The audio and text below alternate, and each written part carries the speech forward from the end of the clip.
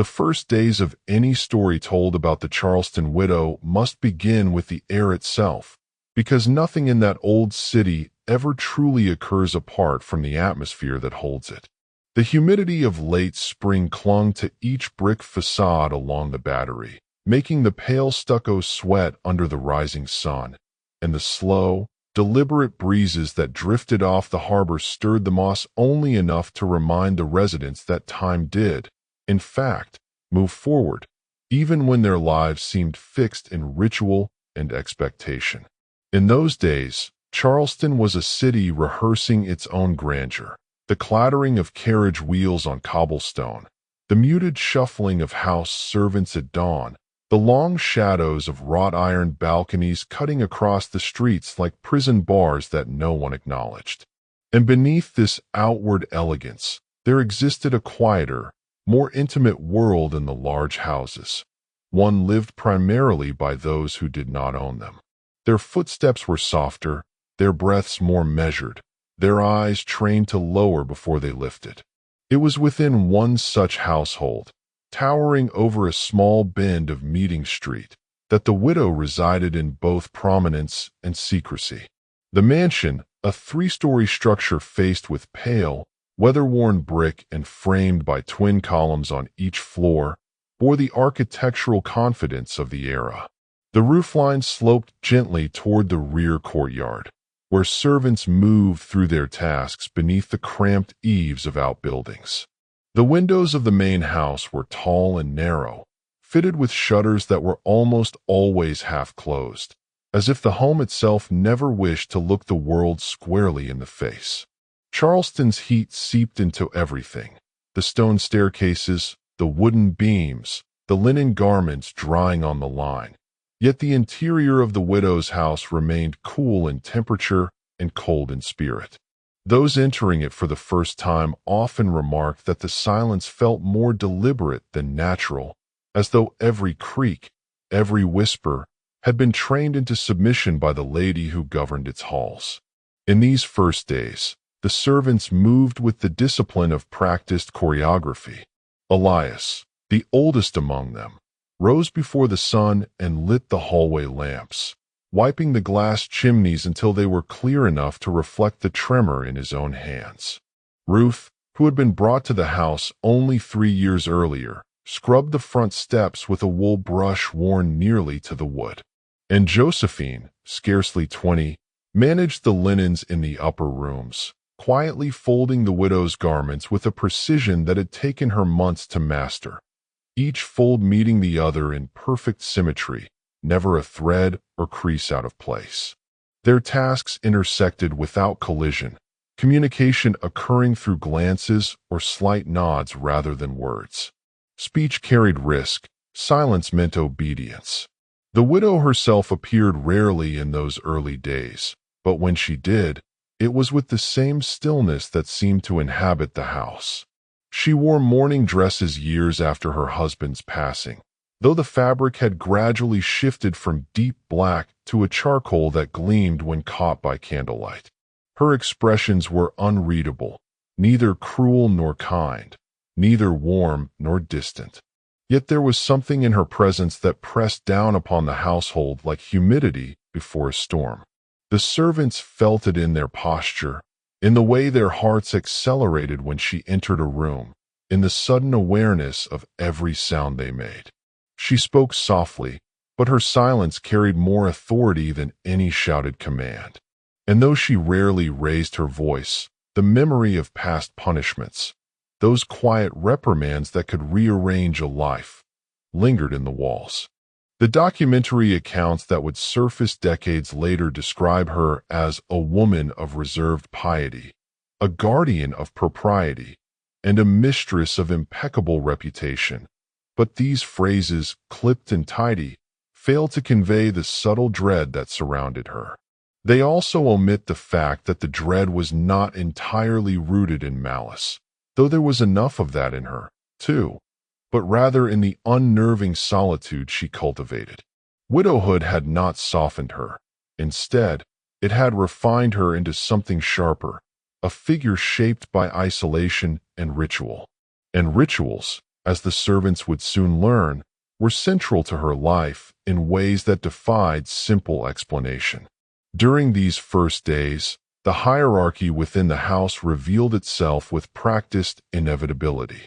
Elias handled communications with the outside world, delivering messages and accepting packages with the care of someone who understood the cost of missteps. Ruth oversaw the cleaning of the main floor, where visitors occasionally arrived, though seldom invited past the foyer. Josephine worked primarily on the upper floor, the private sphere, as the widow called it, which included the locked room at the end of the west hallway. That door, painted a shade too dark for the rest of the corridor, always closed and never mentioned, would become a subject of quiet unease long before anyone understood its purpose. Throughout this period, the servants noted small inconsistencies that unsettled the routine of the house. A door left slightly ajar in the early morning, when each of them swore they had closed it the night before. A chalky residue on the marble floor near the dining room that appeared after storms. The disappearance of a silver spoon that later turned up in the widow's own chamber, polished and set carefully on her writing desk for no clear reason. These incidents, minor as they may seem, introduced a kind of atmospheric tension that did not align with the daily order the widow insisted upon. They whispered among themselves only when certain no one else could hear, their conversations brief and filled with caution. On the second afternoon, Josephine paused in the upstairs corridor, her hands still damp from rinsing a basin. She had heard a sound, a brief exhale, like suppressed laughter, coming from behind the locked restroom door. It lasted less than a second, yet the echoes seemed to follow her down the hall. When she mentioned it quietly to Ruth that evening, Ruth lowered her gaze and shook her head, muttering, "This house holds its own breath. Best not to hear it." It was not fear in her voice, but resignation, a knowledge acquired through observation rather than confession. By the third day, the widow began requesting that certain rooms be cleaned only after sunset, an unusual arrangement that troubled the servants more for its implications than its demands. Floorboards creaked differently at night, sounds carried farther, and the flickering lamps transformed familiar spaces into shifting shapes. Elias objected once, gently, only to be met with the widow's serene reply, "There are hours in this home that prefer quiet company." It was the kind of answer that settled uneasily in one's memory, its meaning unclear, but its tone irrefutable. The household's oppressive atmosphere extended beyond the tasks performed within its walls. The very landscape of Charleston contributed to the tension. Outside, the harbor carried the smell of brine and aging wood. The cries of gulls contrasted sharply with the muffled voices indoors. Each morning, fog rolled in over the water, dulling the outlines of ships and blurring the boundaries between horizon and sky. The servants, standing at the back steps to breathe air not steeped in the widow's silence, watched the mist with a mixture of longing and dread. Fog promised invisibility, something they could never truly possess. As the days progressed, the servants began to notice the widow's routines with greater attention. She walked the halls at dawn, her feet making no sound against the polished floors. Her hands remained clasped in front of her, fingers interlaced so tightly that the knuckles whitened. She paused before certain doorways, not entering, simply acknowledging their presence with a faint incline of her head. And she spent long hours in her study, where the windows were always shuttered and the curtains never drawn back. No one was permitted to clean there unless she supervised directly, and even then, her eyes followed every movement, her gaze sharp as a blade's edge. One evening, Josephine, while dusting the banister on the second floor, overheard the widow speaking softly to someone, or perhaps to herself. The words were indistinct but rhythmic, like a chant or prayer repeated so often it no longer required thought. When the sound ceased abruptly, Josephine froze, unsure whether she had been noticed. She waited several long minutes before descending the stairs, each step resisted by an invisible weight. By the fifth day, the atmosphere inside the house had grown so heavy that even the simplest tasks carried the pressure of expectation. The servants felt watched, not only by the widow but by the house itself. Shadows lengthened in corners that should have been illuminated. Floorboards that usually groaned underfoot grew silent, as if refusing to betray movement.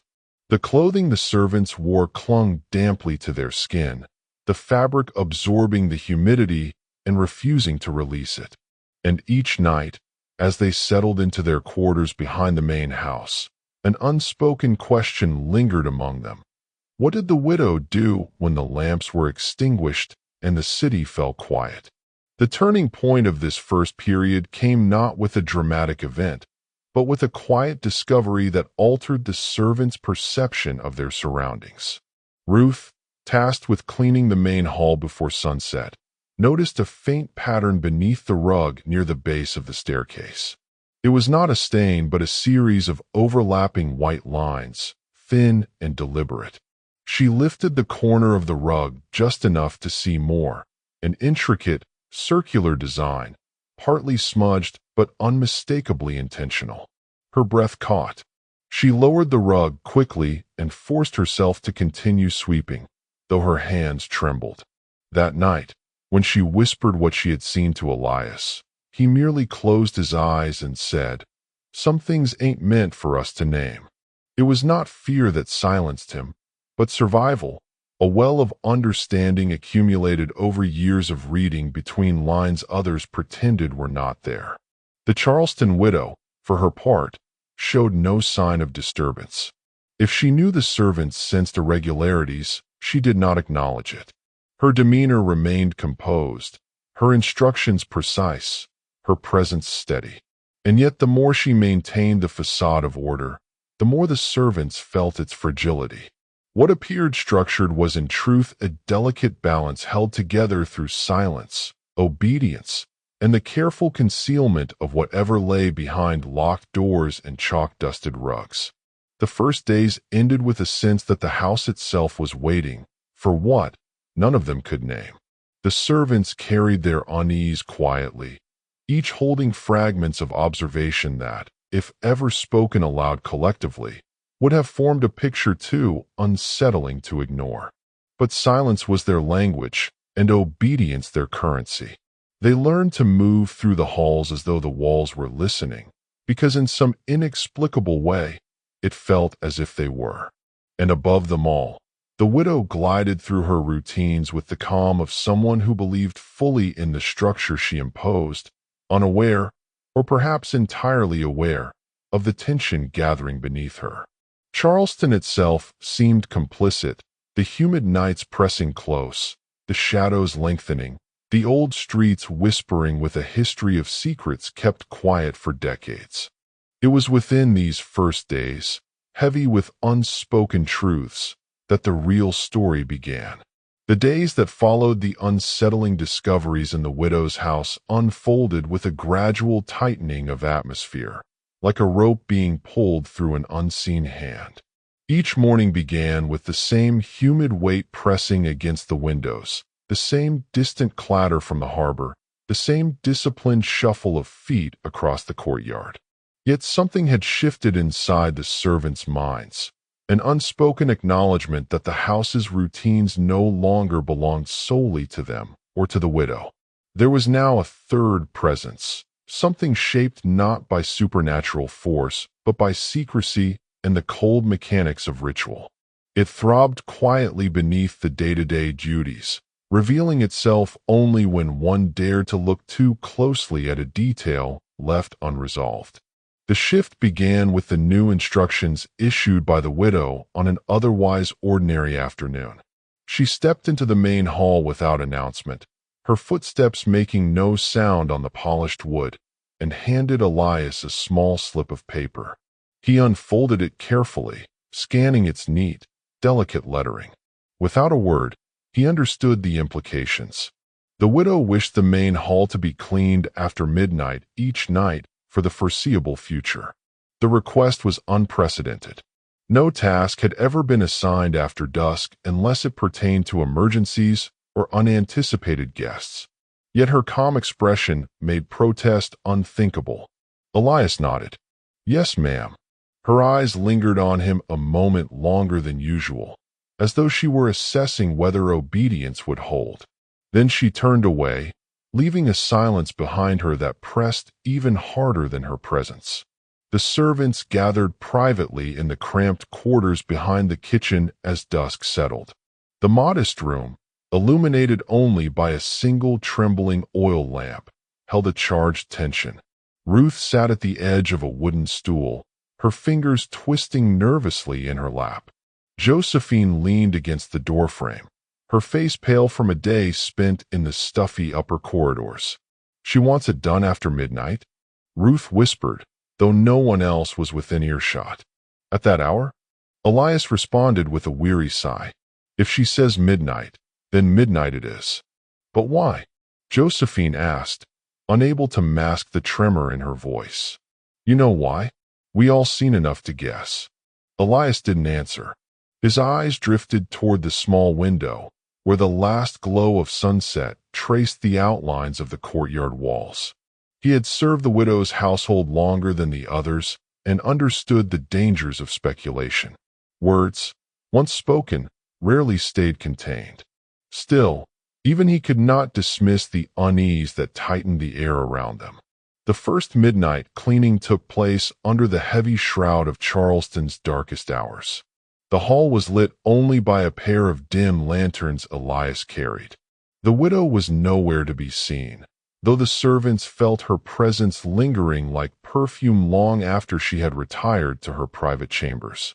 The main hall, usually warm from daylight, felt unnaturally chilled. The marble floor reflected the lantern light in odd, fractured patterns, as though the surface resisted illumination. Ruth knelt first, lifting the rug with trembling fingers. The chalk lines beneath were clearer now, arranged in deliberate curves and intersecting arcs. Josephine watched, her breath tight in her throat. Each stroke of chalk had been drawn with purpose. Even smudged from footsteps or humidity, the design retained an intentional geometry that neither woman recognized. "We clean," Elias murmured, his voice low but firm. Nothing more. They worked quietly, hands steady despite their fear, sweeping away the chalk residue and rubbing the marble until it shone. Yet the more they cleaned, the stronger the sensation grew that someone was observing them. Josephine felt the hair on her arms rise, though she heard nothing, saw nothing. Ruth moved faster, her strokes sharp and anxious. When the hall was finally restored to its usual order, Elias lowered the lanterns, exhaled slowly, and motioned for them to leave. They stepped into the corridor, each carrying a silent dread that clung to them long after they returned to their beds. In the following nights, the rituals of cleaning became unavoidable. New chalk patterns appeared almost every morning, always erased by dawn. Sometimes there were candle stubs left on the floor. Thin white tapers burned nearly to the base. Other nights, a faint scent of incense clung to the air, something sharp and metallic that made Josephine's stomach twist. The widow never spoke of these signs, never acknowledged their presence. But her late-night footfalls, heard faintly through the floorboards, suggested she knew more than she revealed. As days became weeks, subtle acts of resistance and curiosity began to stir among the servants. Ruth, cautious but deeply unsettled, began keeping track of the designs she cleaned, memorizing their shapes, sketching them secretly in the dirt behind the smokehouse. She erased each sketch afterward, leaving only a faint impression that the next breeze carried away. It was dangerous, but something in her refused to remain ignorant. Josephine, meanwhile, wrestled with her own conflicting impulses. She feared the midnight hall, feared whatever the widow practiced behind closed doors. Yet she also felt a pull toward understanding, a need to know why the shadows in the house thickened at night, why the widow's gaze seemed deeper, more hollow, with each passing day. Sometimes, while changing linens in the upper corridor, she found herself pausing outside the locked room at the end of the west hallway, ear pressed slightly to the wood. Once, she thought she heard a soft scraping sound from within, not human or animal, but something like fabric dragging across stone. Elias noticed her one afternoon, her hand resting lightly on the doorknob. "Don't," he warned quietly, stepping close enough that his breath stirred a loose curl at her temple. "You open that door, and you'll wish you hadn't." "I wasn't going to open it," she replied, though they both knew this was only partly true. He looked at her with a mixture of exhaustion and fear, the fear of someone who had already learned the cost of knowing too much. The widow's behavior during this period grew more deliberate, more predatory in its stillness. She appeared suddenly and without sound in doorways where the servants worked, her presence slicing through their whispered exchanges. She asked fewer questions but observed more, her eyes following motions with unnerving precision. And though she never raised her voice, each word she spoke carried a sharpened edge. One evening, she addressed Ruth while the latter polished the silver in the dining room. "You seem distracted today." Ruth froze mid-polish. "No, ma'am. Just tired. Tired minds make careless hands," the widow murmured, stepping closer. "Carelessness leads to unwanted consequences." The implication hung in the air like humidity. Ruth nodded, bowed slightly, and kept her eyes fixed on the fork she polished. The widow watched her for several seconds before gliding away. Such encounters multiplied, eroding the servants' confidence. Yet curiosity continued to pull at them, especially once small inconsistencies began to arise. A locked cupboard in the widow's study appeared slightly ajar one morning, though no servant had been inside without supervision. The heavy curtains in the parlor were drawn back one day, revealing a view of the garden the widow always kept obscured. And once, Josephine found a thin leather-bound notebook tucked behind a stack of linens, its cover embossed with a symbol not unlike the ones drawn in chalk. She hesitated only a moment before slipping the notebook beneath her apron. It was an audacious act, one that could have cost her dearly, but the pull toward understanding had grown too strong. That night, after the house had settled into a shallow sleep, Josephine sat on her narrow cot and opened the notebook under the faint glow of a candle stub. The ink within was precise and looping, each line written in a language she did not recognize. Some pages contained diagrams, circles intersecting with lines, symbols arranged in patterns she had seen on the marble. Others held lists of items: oil, ash, bone, linen, water. The final pages were blank except for faint indentations, as if words had once filled them but had since been scraped away. Josephine's hands trembled as she turned the pages. When she reached the final one, she paused, leaning closer. A phrase, barely written, no more than a whisper of ink, appeared near the bottom. Attend only when unseen. She swallowed, heart pounding against her ribs. A noise echoed outside the hall, a soft, measured footstep. She extinguished the candle instantly, plunging herself into darkness.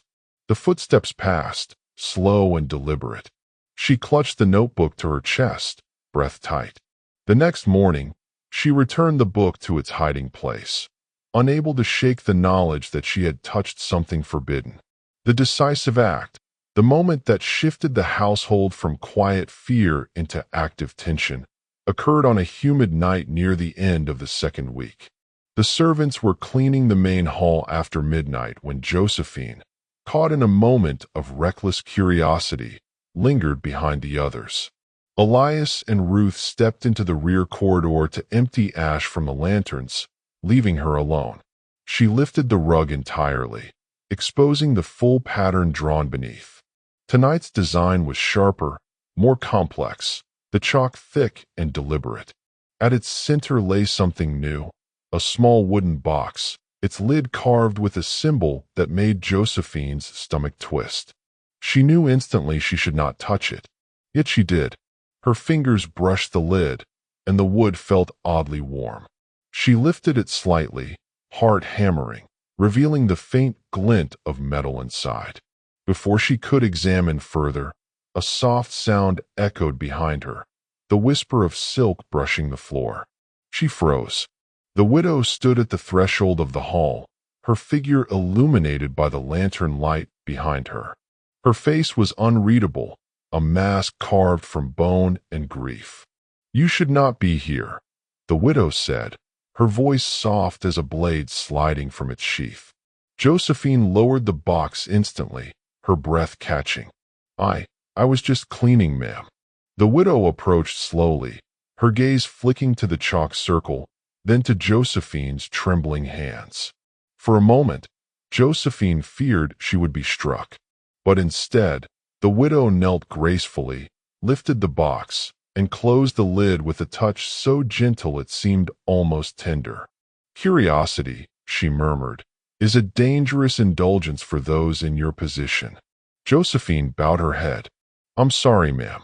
"Are you—" The widow leaned closer, her breath cool against Josephine's ear. "Then you will prove it. Tomorrow, you will clean the west corridor alone. Do not be late." Josephine felt the blood drain from her face. The widow straightened, lifted the rug, and allowed it to fall back into place. Without another word, she glided from the room, her figure disappearing into the dim corridor like a wraith. Elias returned moments later, lantern in hand. He saw Josephine's expression and knew something had happened. "What did she say to you?" Josephine shook her head, tears threatening. "She wants me in the west corridor tomorrow." Elias exhaled slowly, dread filling his eyes. "Then we pray for morning to come quick." The days ahead would bring consequences none of them were prepared for, but in that moment, in the suffocating silence of the midnight hall, the servants understood one thing clearly. The widow's rituals were no longer secrets they could ignore. They were now part of the machinery that governed their lives. And the machinery had begun to turn. The weeks that followed brought no relief from Charleston's heavy skies or the widow's tightening grip on her household. If anything, the summer humidity seemed to thicken with each passing night, as though the very air was becoming aware of what was happening behind the mansion's shuttered windows. Servants moved through the halls with a tension that had become as habitual as breathing, backs slightly bent, shoulders drawn inward, glances lowered not only out of obedience, but out of the growing fear that the house itself was beginning to notice them. What had started as a series of disturbing observations, chalk marks, whispered prayers, vanishing objects, now arranged themselves into a pattern too deliberate to ignore and too dangerous to interpret aloud. By the third week, even the most skeptical among the household staff understood that the widow was no longer concerned about concealing her rituals from the people she owned. She walked the halls with what seemed like purposeful abandon, drifting from room to room with long white candles cupped in her hands, the wax dripping over her fingers as though she felt no pain. The servants who had once been allowed to avoid her after sunset now found her suddenly appearing in their path, her expression tranquil, but her posture rigid with unspoken intent. It became clear that whatever she was attempting required not only secrecy, but proximity to those who feared her most, that their presence served some role in the meticulous choreography of her nightly rites. The household's internal structure, once merely oppressive, turned suffocating. Tasks that had previously been delegated to specific individuals were now assigned unpredictably. 2 maids might be told to polish the same banister, or 3 boys ordered to fetch water simultaneously, though only 1 pail was needed. These overlapping assignments created confusion that the widow herself never explained, leaving overseers to interpret her wishes with an aggression they had not previously displayed. For the enslaved workers, the result was constant disorientation, no rhythm, no pattern, no reliable measure of what the next hour might demand. Fear settled into their bones with the persistence of humidity, clinging and unshakable. Isaiah felt it more acutely than most. Ever since he had discovered the widow kneeling among her chalk symbols, he had lived with the sense that she had marked him somehow, not with pigment, but with intention. He worked under the suspicion that she watched him even when he could not see her, that some inner ledger was tracking the hours he slept, the glances he cast, the hesitation in his steps. In the early mornings, while sweeping the porch or polishing the brass door handles, he would sometimes feel a flicker of cold on the back of his neck despite the heat, as though someone stood behind him for just a moment before retreating. Others felt similar sensations, though they rarely admitted it aloud. To speak such things was to risk confirming them, or worse, to risk being overheard. By the fourth week, the widow extended the midnight cleaning orders to 2 nights in a row, then 3. The servants understood that she no longer needed to conceal the purpose for calling them to the main hall after dark. She needed them to witness, even if they did not understand what they saw. The hall itself began to change. The polished wooden floor, previously immaculate, bore faint stains that no amount of scrubbing could fully erase, sometimes reddish, sometimes darker, as though water had pooled and dried in irregular patches. The chalk circles were drawn more boldly, their lines thicker, intersecting in ways that suggested diagrams copied from a text few would dare imagine. And always, the widow stood at the center, silent, her hands resting over an object the servants were forbidden to approach. It was on one of those nights, a thick, windless evening when the candles guttered despite the stillness, that a decisive act altered the course of everything that followed.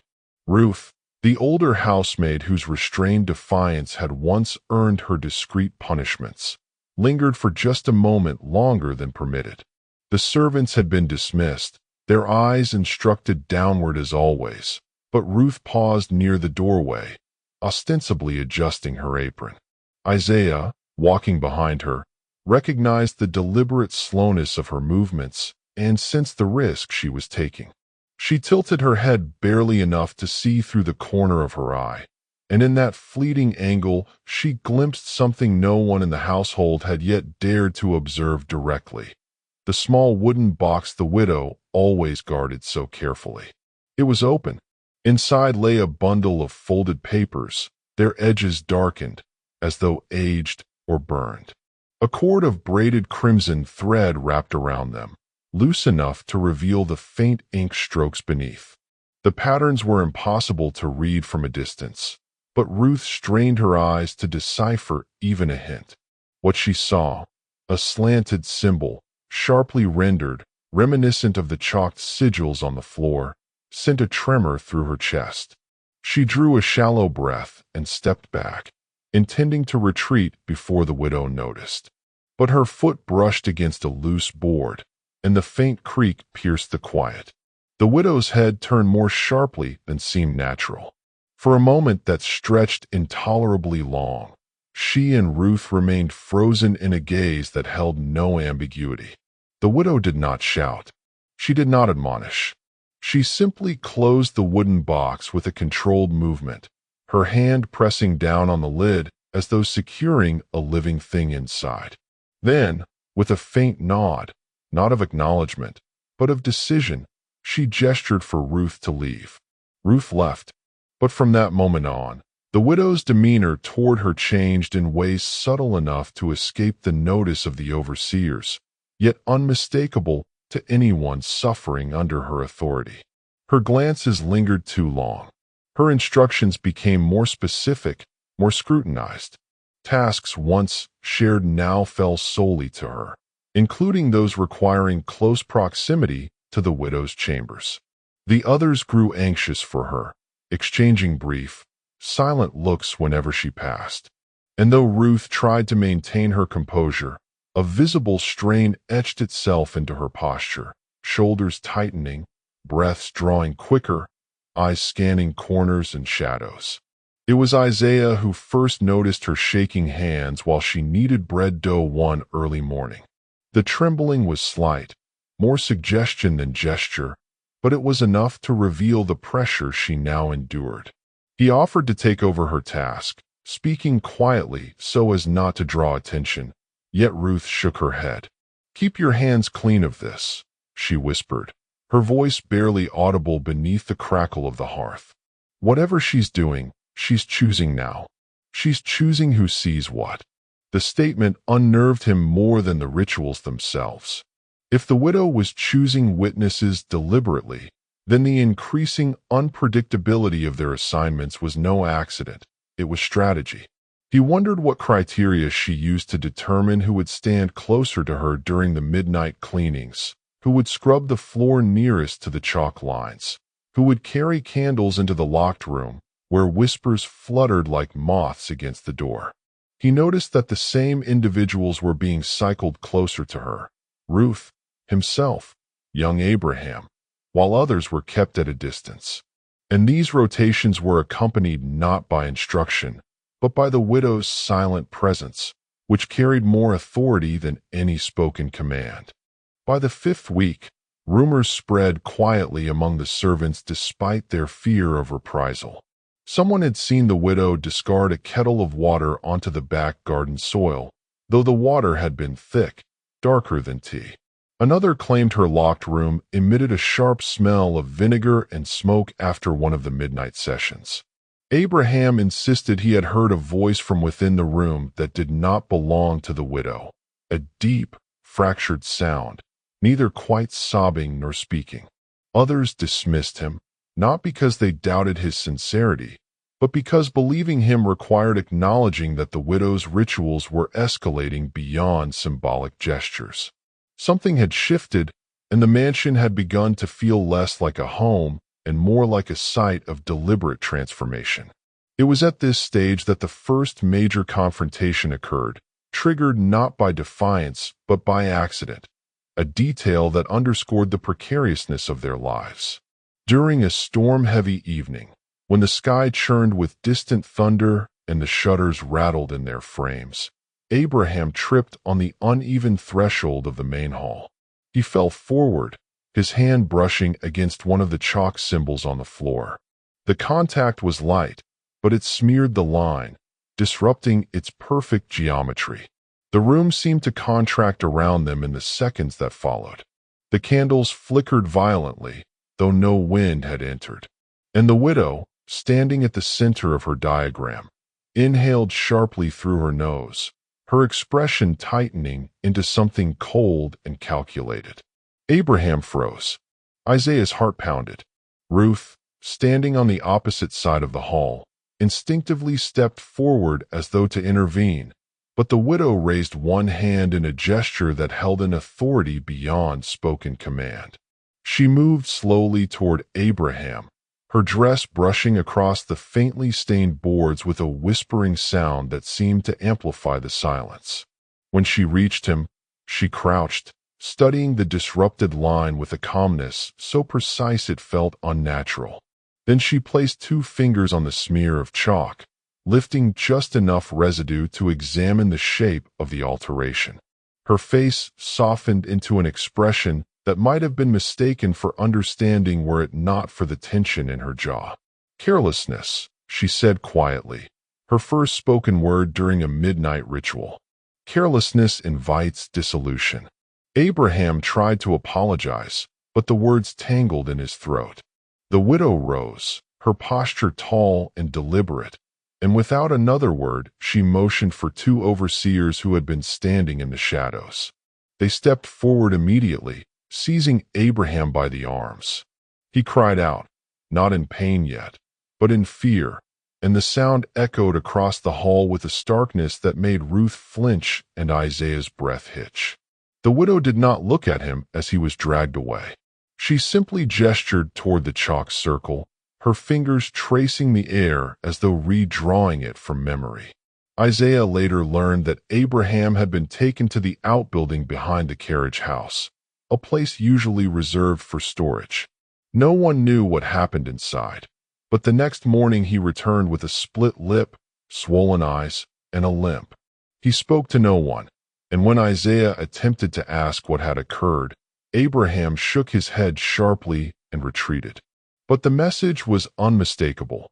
Whatever was happening in the widow's rituals had reached a stage where mistakes carried consequences that were no longer confined to whispers or subtle punishments. Boundaries had been crossed, and the cost of missteps had grown unthinkably high. The mansion's atmosphere deteriorated further as the storm season intensified. Nights were filled with the sound of rain drumming against the roof tiles, mingling with the low creaks of aging timber that seemed to groan under the weight of accumulated tension. Candles burned faster, their flames taller and more frantic, as though responding to some invisible current that flowed through the house. The servants grew increasingly exhausted, their sleep truncated by late-night cleaning sessions and early morning duties. The widow, on the other hand, seemed invigorated by the turmoil. Her eyes shone with an unsettling clarity, and her movements took on a deliberate, almost ceremonial grace. The diary snippet that surfaced during this period, a fragment found by Ruth tucked behind a loose plaster panel while she scrubbed the hallway walls, offered the first concrete insight into the widow's motivations, though its meaning remained elusive. The entry, written in a delicate but hurried hand, referenced convergence, remembrance, and the necessity of human presence when the veil thins. Ruth brought the fragment to Isaiah, her hands trembling, her breath shallow. They read it together in the pre-dawn gloom of the servants' quarters, the faint light from a small oil lamp flickering across the hurried ink. Neither understood its full context, yet both felt a chill that had nothing to do with the early morning air. The words hinted at purpose, design, and the need for witnesses, living bodies whose eyes and silence served a role in a ritual they could not fathom. The discovery worsened the psychological strain on the household. Some became more cautious, others more desperate. A few whispered among themselves about escape, though they knew the consequences of attempting it were severe. News of punishment for fleeing enslaved people traveled fast in Charleston. And with the widow now exerting more direct control than ever, the idea of slipping away unnoticed felt nearly impossible. The psychological pressure manifested physically: trembling hands, racing hearts, sleepless nights filled with the echo of muffled chants from the locked room. The locked room itself grew into a symbol of everything unspoken. Servants began to avoid walking past it, even during daylight. Its door, once merely a threshold to a forbidden space, now appeared to breathe with ownership of the secrets trapped behind it. The faint sounds, whispers, sighs, an occasional thud, grew more pronounced. One afternoon, while polishing the brass doorknobs along the hallway, Isaiah paused near the room and pressed his ear to the wood. What he heard, a rhythmic tapping, slow and deliberate, sent a cold tremor down his spine, for it resembled neither human movement nor the settling of old beams. As the weeks accumulated, the widow's control extended beyond the rituals themselves. She issued new household rules through her overseers. No speaking after dusk unless spoken to, no unauthorized movement between rooms, no lingering in hallways, and absolutely no touching objects left unattended in the main hall. Violating these rules carried consequences increasingly severe. A young girl named Lila was found crying in the courtyard after being chastised for accidentally spilling water near the widow's favorite chair. A kitchen worker was reprimanded for humming during meal preparation. Every sound, every misplaced object, every gesture seemed to resonate with heightened significance. The social structure within the servant community began to fracture under the pressure. Loyalties that had endured years of hardship were strained by fear and suspicion. Some chose self-preservation, aligning themselves more closely with overseers in hopes of avoiding punishment. Others grew more secretive, sharing information only with those they trusted implicitly. Isaiah noticed that even Ruth had become withdrawn, her once resolute demeanor giving way to a quiet resignation. The diary fragment weighed heavily on her mind. Each night she returned to it, tracing the ink strokes with a fingertip, as though the words held a key to understanding their predicament. The widow's actions became increasingly deliberate. She introduced new items into her rituals, small metal tools, folded cloths stained with unknown substances, and a glass vessel containing a dark liquid that refracted candlelight into unsettling shapes. She moved these objects with intentional care, placing them within the chalk diagrams at precise intervals. The servants, forced to watch from the edges of the hall, tried to interpret the significance of her movements without making their curiosity too evident. Fear grounded them, but a small, stubborn ember of curiosity persisted. For humans, even those denied freedom, harbor the instinct to understand what threatens them. The turning point of the third part of the narrative occurred on an evening when the widow appeared more agitated than usual. Her movements were sharp, her breath short.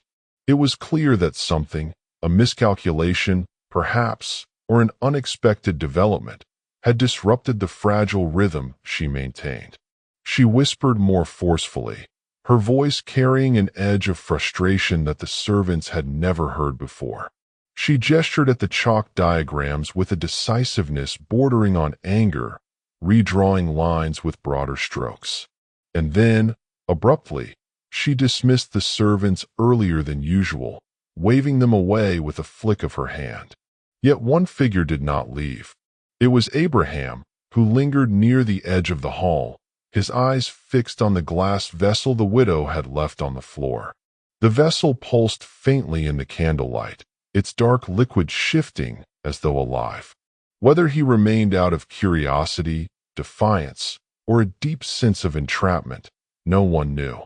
But as he stepped closer, the widow turned sharply, her expression contorting with a fury so sudden and intense that Ruth, watching from the doorway, felt her knees weaken. The widow advanced on Abraham in 3 swift strides, her face inches from his. She did not shout. She did not strike him. Instead, she whispered something so soft that only Abraham could hear it. A sentence that drained the color from his face and sent a shiver through his entire frame. When she finished, she stepped back, allowing overseers to seize him once more. This time, they dragged him not toward the outbuilding, but toward the locked room. The room opened with a groaning hiss, revealing darkness that felt deeper than the shadowed hallway. Abraham tried to resist, but exhaustion and fear rendered him powerless. The door shut behind him with a thud that reverberated through the mansion, a sound the servants would remember long after the events of that night. When dawn arrived, Abraham did not return. No explanation was offered. His absence was acknowledged only through additional workloads redistributed among the others. The widow's expression at breakfast was serene, as though nothing had occurred, and the locked room remained shut, its silence heavier than any sound that had ever seeped through its cracks. The consequences were immediate. The servants grew quieter, more fearful. Ruth, overcome by guilt for having drawn attention weeks earlier, avoided Isaiah's gaze. Isaiah, burdened by the knowledge that silence had allowed the situation to escalate, found himself torn between self-preservation and the growing conviction that they were approaching a threshold beyond which none of them might return. The mansion itself seemed to anticipate the coming change. The candles burned with uneven flames, the floorboards creaked with restless energy, and the storm winds rattled the shutters as though demanding entry. Everything felt suspended, a breath held too long, a question posed but not yet answered. And in that suspended moment, the widow prepared for whatever climax her rituals demanded, her intentions hidden behind the genteel facade that Charleston society so eagerly praised. The servants, trapped within her design, braced themselves for the storm they sensed approaching, knowing that the weeks ahead would demand choices none of them were prepared to make. The night of the confrontation did not arrive with thunder or rainfall, though the Charleston sky had threatened both. Instead, it came wrapped in a peculiar stillness that settled over the city like a held breath. The air hung motionless, unnaturally warm, without even the faintest stir of wind to break the oppressive quiet. The servants felt it before any bell was rung or order issued. Something in the atmosphere, a tautness, a coiled tension, suggested that the mansion had reached the farthest point of its endurance and now strained against forces both visible and unseen. Even the cicadas fell silent, as though unwilling to bear witness to what would unfold within the widow's walls. Inside, the halls exuded an unnatural calm.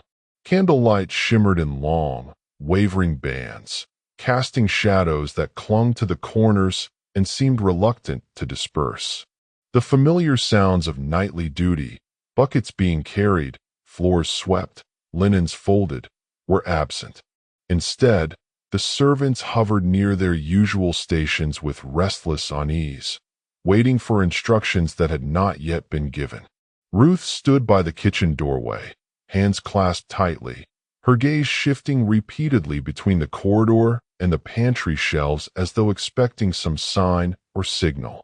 Isaiah moved quietly through the main hall, checking the arrangement of candles while trying to suppress the gnawing dread coursing through him.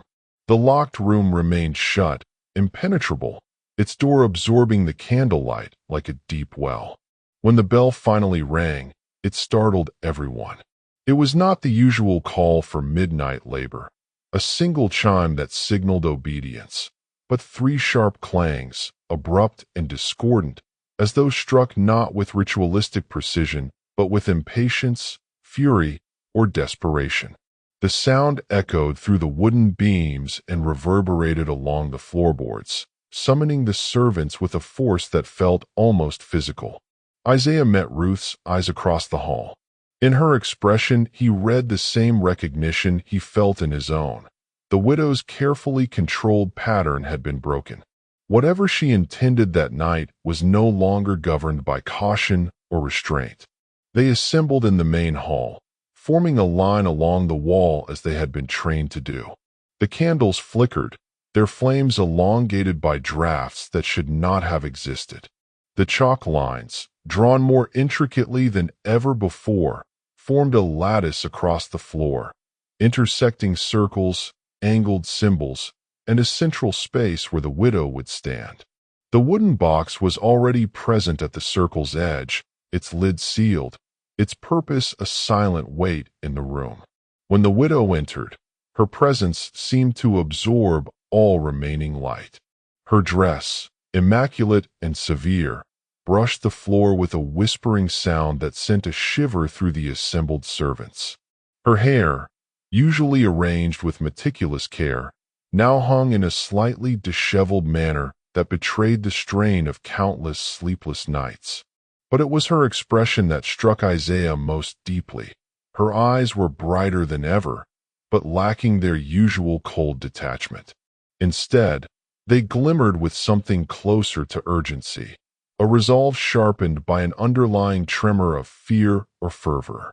Whatever ritual she had been pursuing for weeks had reached a threshold beyond which she could no longer proceed with calm composure.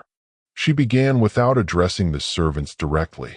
Kneeling at the center of the chalk diagram, she lit 3 additional candles, placing them at precise intervals around her. Her movements were quick, almost frantic, though executed with a certainty that suggested long practice. The murmured words that escaped her lips were harsher tonight, less like prayer and more like a recitation extracted under duress. She unwrapped a folded cloth from within the wooden box, revealing objects whose metallic glint caught the candlelight. A small blade, a set of fine needles, and a strip of fabric stained a deep rust color. The air seemed to constrict around these items, as if acknowledging their significance.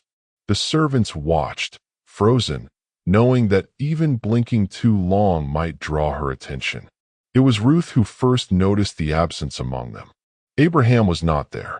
His disappearance in Part 3 had weighed heavily on them all, but seeing his empty place in the midnight gathering thrust the reality into sharper relief. The hall felt incomplete, unbalanced, as though the ritual required his presence and now suffered from its void. The widow's gaze flicked briefly toward the doorway where he would have stood, and in that fleeting movement, something inside her composure cracked.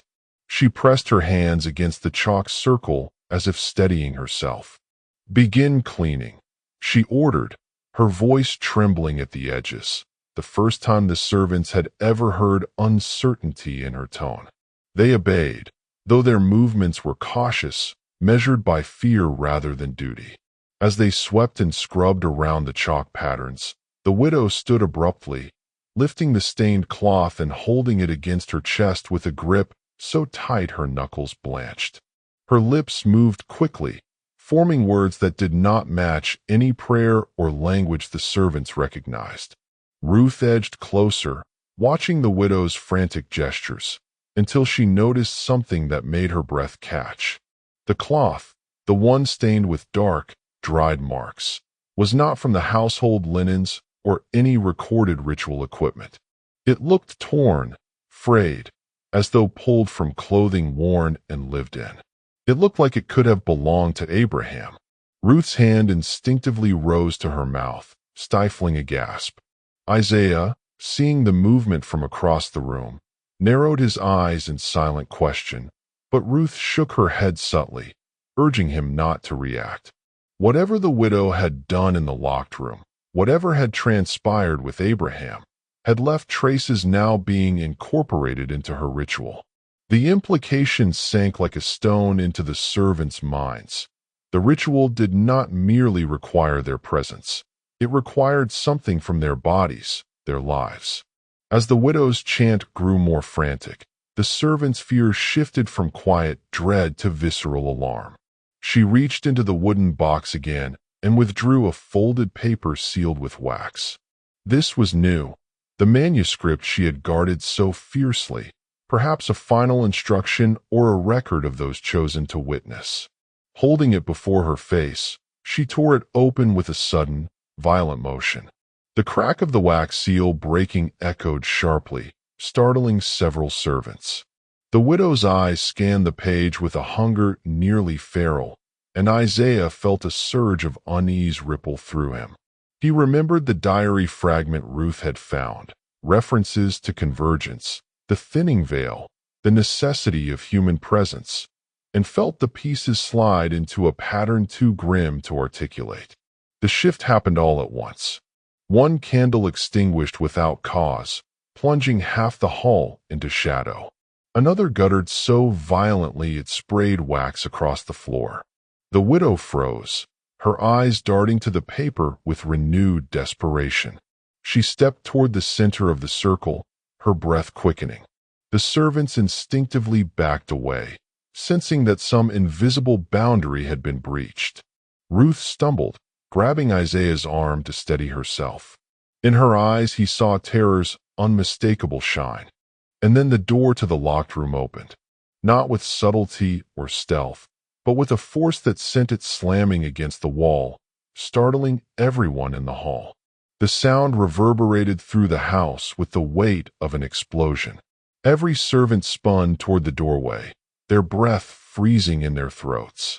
The room's interior was shrouded in darkness, but its smell carried outward, a mixture of vinegar, smoke, sweat, and something metallic that sent Isaiah's stomach lurching. The widow's entire body stiffened. She dropped the manuscript, which fluttered to the floor in a soft arc. "Who opened it?" she demanded, but her voice quavered, stripped of authority. The servants remained silent, eyes fixed on the darkness beyond the threshold. Slowly, agonizingly slow, a shape emerged. Not Abraham, not anyone living or whole. At first it seemed merely a shadow, indistinct and wavering. But as it stepped into the candlelight, the truth crystallized. A figure hunched, weakened, and barely able to stand, its breath wheezing in shallow pulse. A man, or what remained of one, staggered into view, his clothes torn, his body bruised, his expression hollow. His wrists bore marks of restraints, and his steps left faint dark prints on the floor. Ruth gasped, recognizing him before Isaiah did. Abraham. He stood there, trembling, his face gaunt, eyes wide not with rage but with the shock of survival. His shoulders slumped under the weight of whatever had been done to him. The widow's face drained of color. She took one step back, then another, clutching the stained cloth to her chest as though it might shield her from what she had created. But Abraham was not looking at her. He was looking at the servants, his people, as though anchoring himself to something human in the middle of the nightmare. His lips parted, forming words that scraped out in a hoarse whisper. He tried again. She said, someone had to stay. The meaning hit the servants like a blow. The ritual had demanded a life, not metaphorically, but literally. A witness who would not leave. A presence kept until the widow no longer required it. The realization fractured whatever remained of the mansion's fragile order. The overseers, uncertain for the first time, stepped forward as though to seize Abraham, but the widow raised her hand sharply. Her voice faltered as she shouted, "Do not touch him." It was unclear whether her command was driven by fear for her ritual's integrity or by fear of being confronted by its evidence. Abraham swayed, his knees near collapse. Ruth rushed forward instinctively, catching him before he fell. The moment she touched him, the widow's face contorted with an emotion complex and savage: fury, loss of control, and the collapse of her carefully constructed world. "No," she cried, stepping into the circle with reckless force. "He is not to be touched. He is part of—" The sentence never finished. Isaiah, who had remained silent and still for so long, felt something primal ignite within him. Not rebellion, not courage, but a desperate instinct born from witnessing too much suffering. He crossed the threshold into the chalk circle with a movement so swift the widow had no time to stop him. Reaching down, he swept his hand across the symbols, smearing the lines with deliberate, decisive strokes. The chalk dissolved under his palm, breaking the ritual's geometry. The candles nearest him flickered violently, their flames twisting.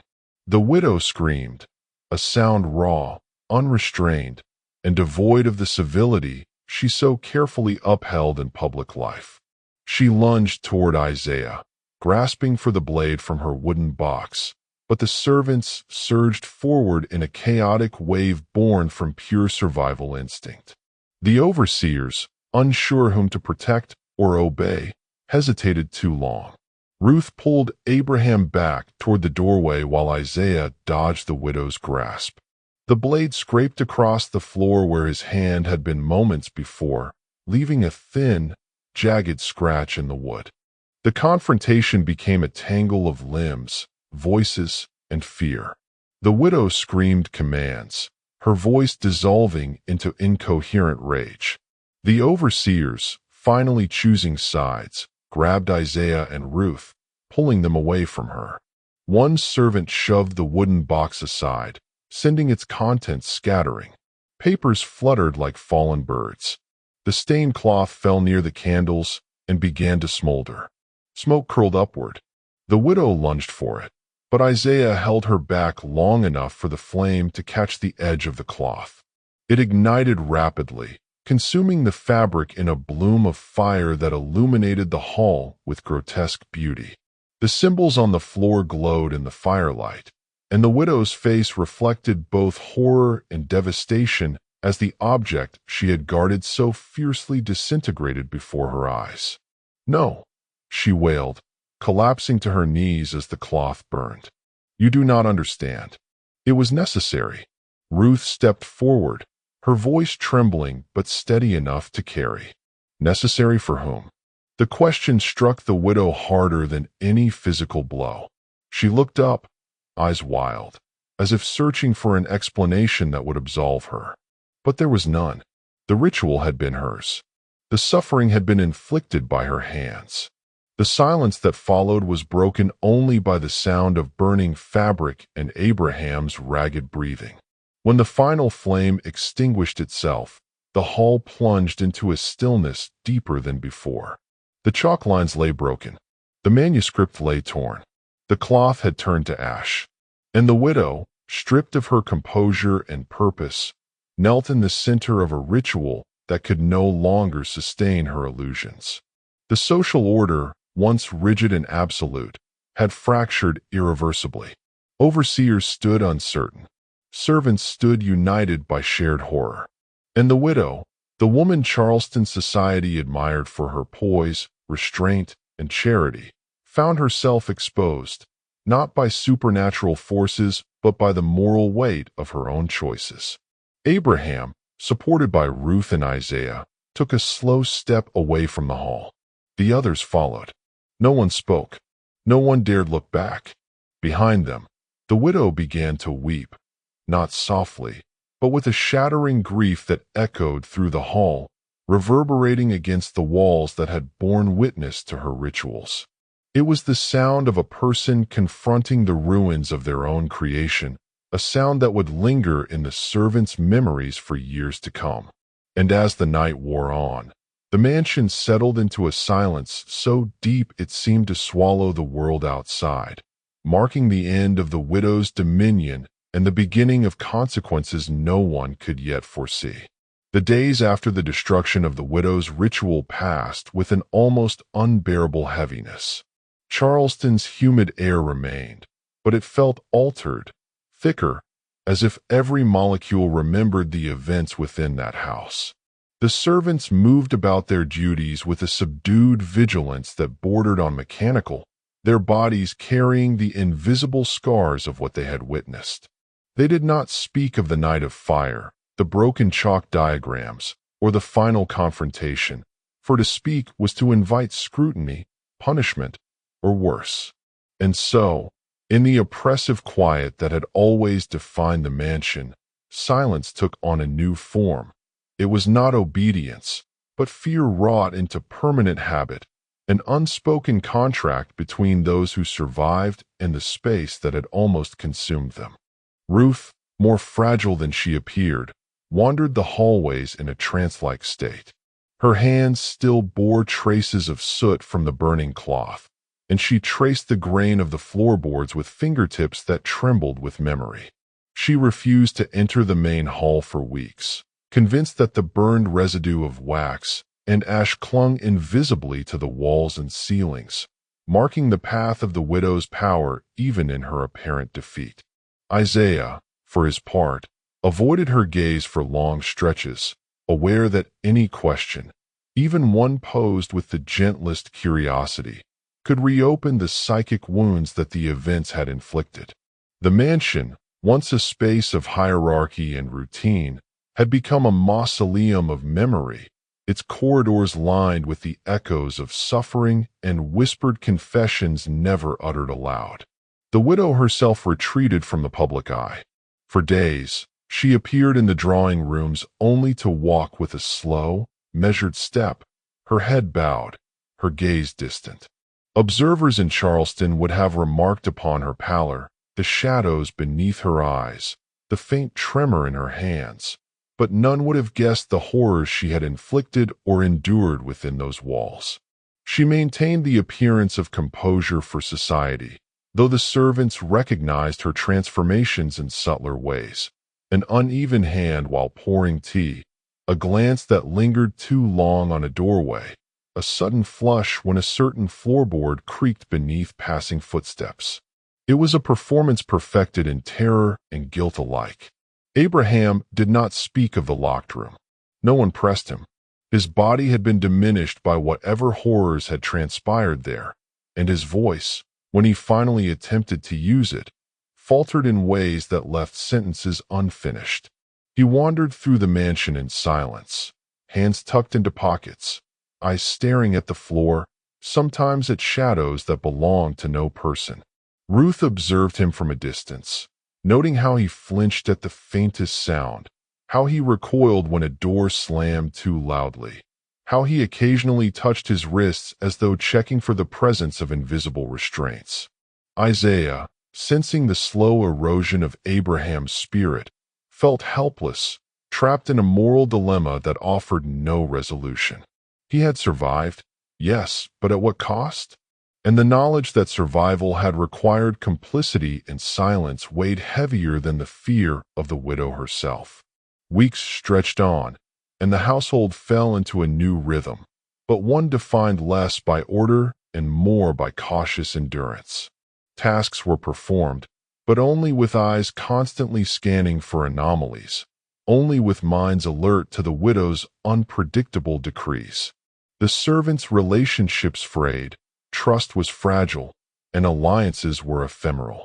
Where once there had been subtle camaraderie, there now existed only whispered half-questions, furtive glances, and an unspoken understanding that the events of that night could never be recounted.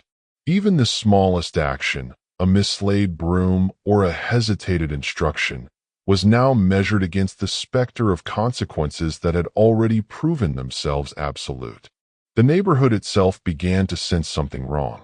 Visitors occasionally noticed the widow's absence from social gatherings or her unnerving stillness when she did appear. Gossip drifted along cobblestone streets and market squares, whispers of a household in turmoil, servants acting strangely, a shadow in the window at odd hours. No one could have predicted the specifics of what had transpired. There were no witnesses willing to speak. And yet, the air of dread surrounding the mansion expanded outward, touching neighbors, passing strangers, and perhaps even the city's memory itself, leaving a subtle imprint on Charleston's consciousness that would outlast those directly involved. Isaiah and Ruth would occasionally exchange glances that carried a vocabulary of unspoken understanding. Neither could describe what they had seen in the final confrontation, and both understood that language itself was insufficient to carry the weight of such horror. Memory became the only vessel for truth, a vessel whose contents were not shared for fear of dismantling the fragile barrier between them and the widow's potential wrath.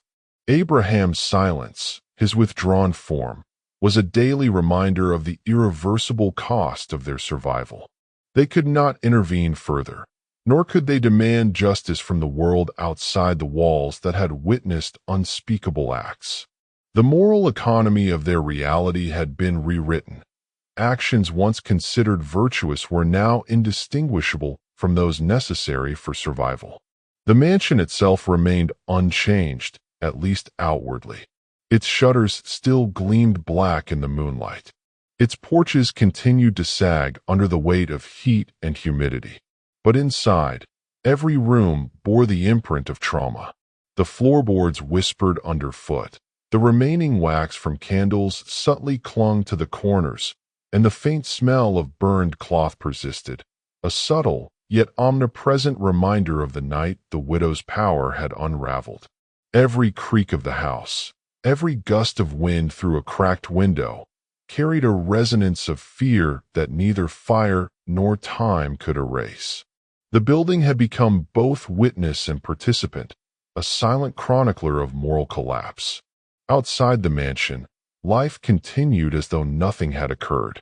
Markets bustled. Ships arrived and departed the port. Children played on cobbled streets. The social structures that had once endorsed the widow's status remained intact, indifferent to the truths concealed within her home. It was a stark reminder that justice, in the world beyond the servant's eyes, had no bearing on cruelty performed behind closed doors. Morality, as the servants had discovered, was rarely enforced. It existed only as a private compass for those willing to bear the weight of knowing. Time passed, and the servants found ways to navigate their existence without acknowledgement of the past. They spoke in coded phrases, learned to watch for subtle cues in one another's behavior, and carefully monitored the widow's movements. The mansion remained a locus of power and terror, but the hierarchy that had once dictated every heartbeat began to crumble under the pressure of memory. No ritual could restore innocence. No display of gentility could erase the night when human cruelty had been confronted and survived, yet left unresolved.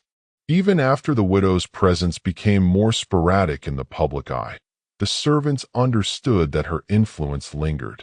In the dead of night, the faint smell of vinegar or smoke still reached them from the locked room. Occasionally, they would hear a muted cry or a sob, though none dared investigate. The house had absorbed the consequences of that night and now radiated them outward. Every glance across a hallway, every whispered caution in the kitchen, every hesitant footstep on polished wood was a negotiation with a past that would not release them. And yet, there was no moral closure. The widow lived, still performing her role for society, maintaining the illusion of respectability, yet forever marked by her own actions. Abraham endured, but hollowed by what he had endured and silent in ways that could not be repaired. Ruth and Isaiah survived, but only by adopting a code of compliance, awareness, and internalized fear. The horror that had transpired within the walls of the mansion could not be confessed, could not be judged, and would not be corrected. The system that enabled cruelty remained, unchanged in the eyes of the city, indifferent to those who had suffered and survived. Justice was absent. Moral reckoning, for the world outside, was an impossibility. And so the legacy of that night became a shadow woven into the lives of all who had borne witness. The mansion, the widow, the servants, and the broken ritual existed as a private history, one known intimately by those inside the walls, and yet invisible to those outside. The moral ambiguity, the suffering, and the human failure were preserved not in records, nor in law, nor in judgment, but in memory, dense, suffocating, and inescapable. If one were to speak of the events at all, it would be in fragments, hushed conversations shared only in places considered safe by those who had survived. Letters hidden in seams of clothing, diaries carefully concealed in floorboards, murmured recollections exchanged in the dark of night. These were the only forms in which the truth persisted. And even then, they were subject to distortion, omission, and fear, carrying only the essence of what had occurred, stripped of context, interpretation, and closure. It was a truth guarded by silence, maintained at the cost of personal freedom and psychological integrity. To consider the broader implications is to recognize that this was not an isolated case of cruelty or human failing. It was emblematic of a society built on hierarchies, on oppression, and on the unquestioned authority of certain lives over others. The widow's rituals, horrifying as they were, only gained power because no law, no moral institution, and no neighbor interfered. They succeeded because the witnesses, constrained by fear and survival, could not speak freely. They revealed that horror does not always arrive in the form of monstrous apparitions or supernatural terror. It often hides in plain sight, embedded in the ordinary structures that enforce obedience and suppress dissent. And so, the story ends not with justice, nor with liberation, but with the preservation of memory.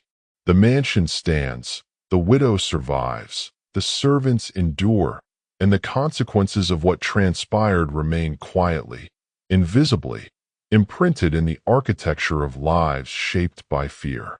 History, if it ever records the events, will do so imperfectly, through fragments and whispers, through coded testimony that hints at horrors the world is unwilling to acknowledge. Those who witnessed are left with the moral weight of survival, the knowledge of complicity, and the knowledge that silence itself can be both protection and imprisonment. As we reflect upon these events today, one must ask, what does it mean to witness injustice and survive it without the power to intervene? How does one reconcile the instinct to preserve one's own life with the moral imperative to expose wrongdoing?